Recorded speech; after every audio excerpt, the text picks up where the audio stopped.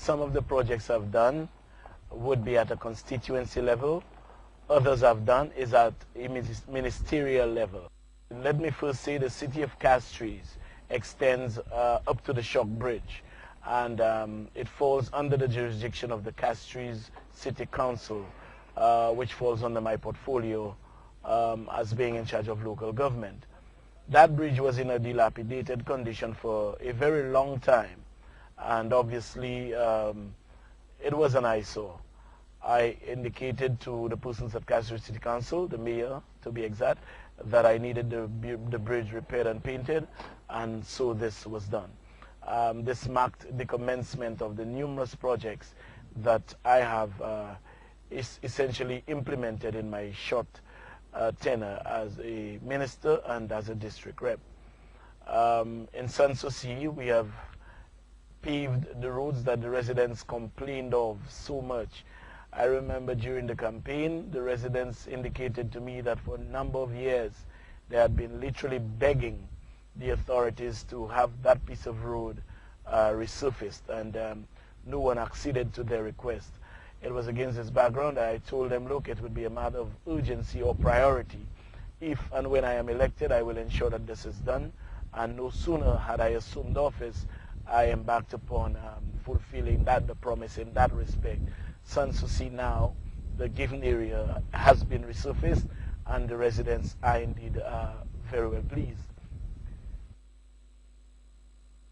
Black Stars, that road had been left unpaved for a while. A contract had been awarded and nothing seemed to have been done. And as soon as I assumed office, I ensured that mechanisms were put in place for the implementation of that project, i.e. the paving of the road.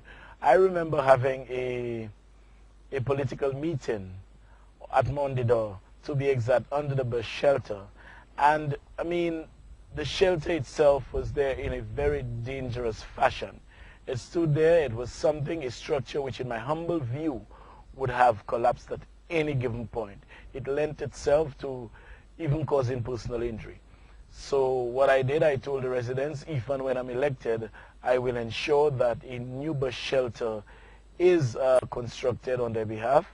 And no sooner again was I elected, I approached the Taiwanese, and they were very, very cooperative. They have assisted me tremendously. They have financed a number of projects, and this is one of them. They also financed the refurbishment of the Rose Hill Community Center. The Rose Hill Community Center was not reflective of a forum where persons ought to socialize. It was more a vandalized setting. It did not lend itself to socialization. It did not lend itself to persons interacting with each other. Entire roof of the community center was replaced. The toilets in both the men's and women's section was replaced.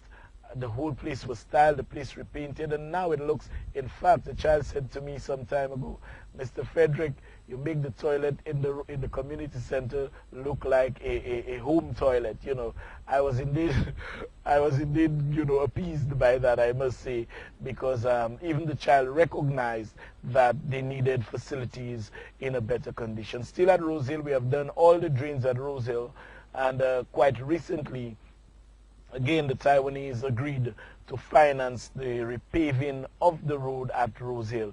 You see, the reason I concentrate in those little settings sometimes is because some of those people feel sidelined. Some of them feel that society has nothing to offer them. Some of them believe that they are not part of society.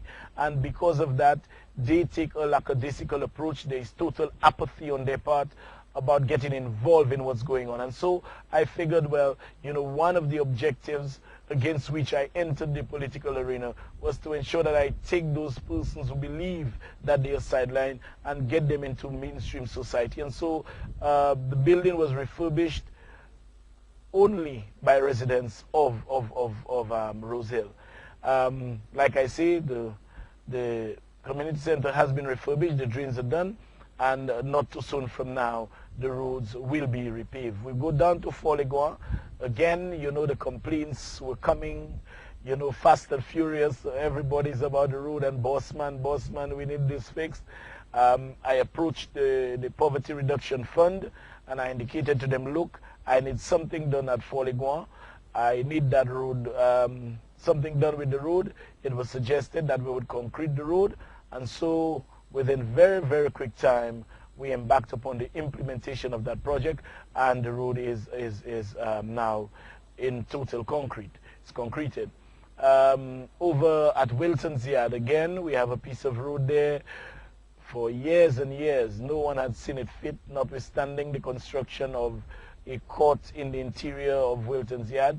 No one found it fitting to at least improve the condition of the road, and I ensured that this was done with due dispatch. So things are happening. I'm trying my utmost to operate both at a ministerial level and as a representative level in delivering, the obligations placed on me as a minister, and of course the expectations. I will not be in a position to fulfill all expectations within the immediate future, but what I'm saying is, my people can rest assured that I will do my utmost in ensuring that I deliver on the promises that I made to them. When I assumed office, as soon as I swore in as a Minister of Government with responsibility for Castries City Council and the city being my constituency, I had to discharge a dual burden here. I had to discharge a burden, a ministerial burden, as well as a representative burden, being in charge of Castries. I felt that Castries as a city was indeed filthy, and Castries was not reflective of a city that depended so heavily on tourism. Castries was not the kind of city that tourists would walk through and the kind of impression they would have is not one that would basically impel them to return. And so I embarked upon the Castries beautification project. That was sometime in late December. I asked the Castries City Council to put a plan in place for me, of course with the estimates, and we spent just over $1 million in the city. What we did, we improved the facade of the CDC buildings on Jeremy Street and on Pena Street. We improved the facade of the market. We have now installed some fans there, although my people told me that they're a bit noisy, but I will see what I can do. The arcade was redone slightly, and of course repainted. The square, the Derek Walcott Square, was given a facelift. Most of the lampposts in town were painted with our national colors. There are some nice paintings on the inner relief road by Slasper. We got Mr. Sentoma to give us some nice drawings, some very nice paintings.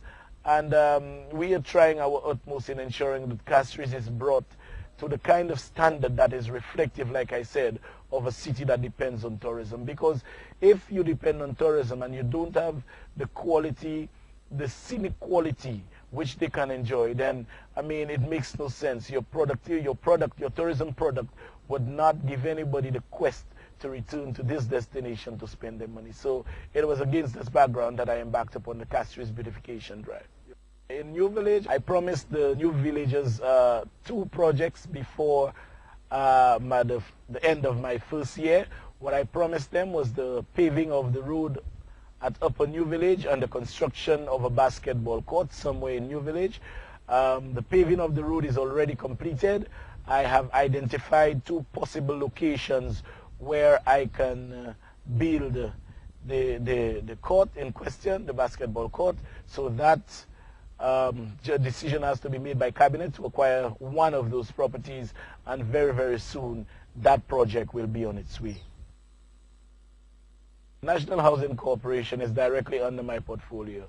I walked into that place, I made inquiries as to the number of houses that had been built in over what period, and I was indeed amazed. I asked about the properties that National Housing had at their disposal for the construction of housing, and I was indeed surprised that they had little or no property at their disposal, notwithstanding many letters had surfaced that requests were made by the relevant authorities at NHC asking government to vest certain lands in them for the construction of dwelling houses. Part of that, one of that properties was Marigo. and I figured, well, okay, let us move in that direction almost immediately. Marigot is on stream now. The road has been cut, not fully, but at least the track has been laid out. And what we are doing now, the surveyors are underground, taking the road levels to cut to the relevant levels, and of course delineating the relevant lots. In that project, I believe there are about 115 lots on which we intend to construct houses. We are hoping, although certain things are beyond our control, such as the price of material inputs, those things are beyond our control, but we will try our utmost to ensure that we can deliver those houses as cheaply as we possibly can. For example, I'm hoping that we would be in a position to give somebody a 6,000 square feet lot of land or 5,000 square feet lot of land with a 2-bedroom, and that 2-bedroom house would be able to extend to a 3-bedroom, with a 2-bedroom house for in the region of about $180,000, $190,000, which by today's building cost is relatively negligible. I am hoping that in the not too distant future we would be able to go even a little lower, but sadly the price of inputs are not within our control, and therefore you can only go as low as the cost of building the property, even if you give away the land. There are loads of things that need to be done, but you know, there are many impediments in your way, because it is not a situation where everything that needs to be done can be done. You have obviously the burning issue of the cost factor involved and the availability of the relevant finances for implementation of those projects.